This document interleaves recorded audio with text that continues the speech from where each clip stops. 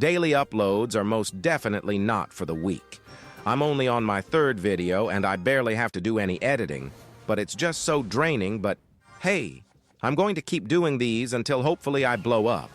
That will probably require me to do something more out there than just Clash Royale pushing to 9,000 trophies gameplay with an AI voice yammering on top. If you somehow couldn't tell already, 70% of this channel is just me being inspired by Ken. I mean, I'm not as good as him or as funny, but my intention is to make content like his that is just relaxing. Some nice gameplay to keep your deteriorating attention span active, and a voice just talking to you about the most random things ever. I really want to recreate the feeling that you get from watching Ken, but with a little milestone as well. The 9,000 trophies, of course. That's another topic I want to talk about. I'm a bit worried that my daily uploads will stop because I am just not good enough to actually reach 9,000 trophies.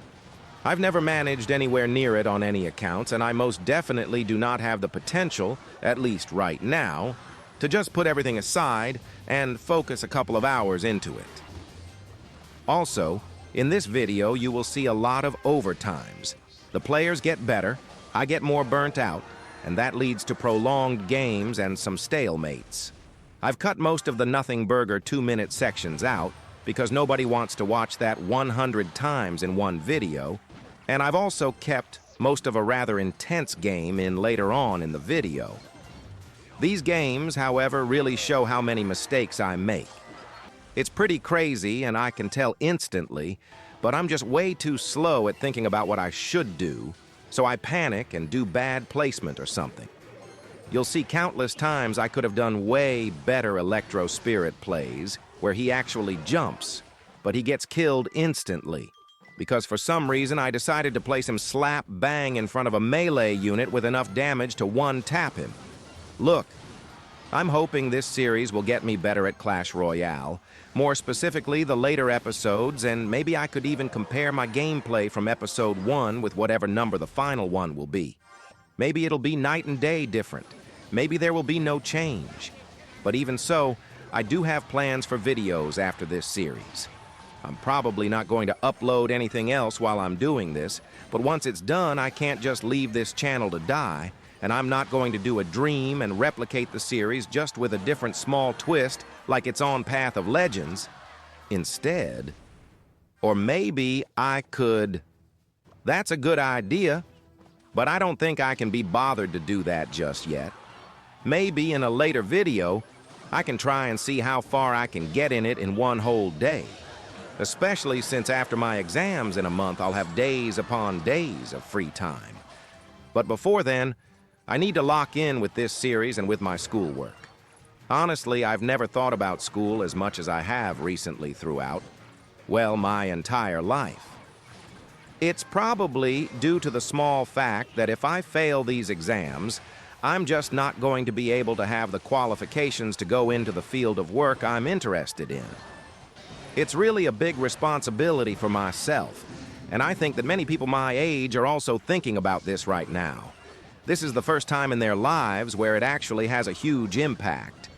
And then, once they're done, I'll have even bigger exams in 2 years' time. School really is just the biggest energy drainer, and I know I'm lucky to get it for free and all that, but I suppose I take it for granted because the only thing valuable about it, for me at least, is the social opportunities it gives me. If I'm too isolated during holidays, it really takes a toll on my mental health, but then if I'm at school, I'm bored out of my mind. Honestly, getting the middle point is the most satisfying thing, and if you deal with this, just try and hang out with people more. It's worth it. I think this is TMI at this point, so I'm going to move on to something else. I've always thought about what the highest skill win condition is in the game. At the moment, I'm sure you can always put P.E.K.K.A. up there, since after her balance changes, and just her overall gameplay experience, she is very difficult to actually get on tower. But even so, decks like Bridge Spam exist, so maybe not. One I've always considered to be the highest skill is Three Musketeers.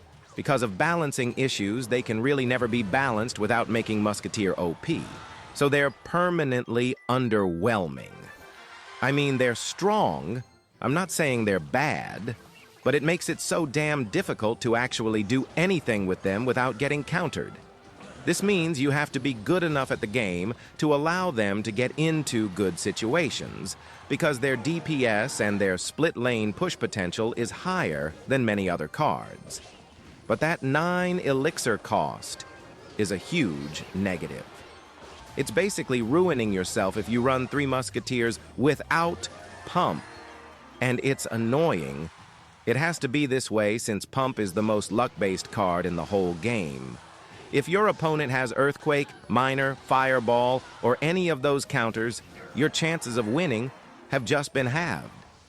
If you struggle to get the elixir advantage, you struggle to get Three Musketeers down without them being obliterated instantly or easily countered because you don't have the elixir to support them. I've always thought they should differentiate Three Musketeers from Musketeers by making a separate Three Musketeer troop with different stats and a different design to Musketeer. This could fix the balancing issues and also make them more interesting, because they honestly feel like one of the laziest cards ever. I know they've been around since the beginning of Clash, but they feel more like a mediocre supercard you'd play in a limited time event than an actual troop. I reckon they get a bunch of changes basically into a whole new troop, but with the same purpose, and then they can finally be viable and people will start hating them again. Well, this is the final game of the 3rd episode, and this one has been probably as much of a pain as last episode. I lost a game that I didn't show earlier on in the day to the fact I just wasn't paying enough attention, and it pissed me off so much I just closed the game and left half of the progress I needed to do unfinished. That's the issue with setting yourself clear goals you have to reach in a video game every day. If you're just not feeling it, you still have to deal with it. Now I hear you saying, I don't have to do this, but this isn't just a series for other people. This is testing myself to see if I can do this consistently. And that's the win. Honestly, the final game was way too close for my liking. This is only Arena 7. Anyway, see that one viewer again for the next video tomorrow. Goodbye-hee!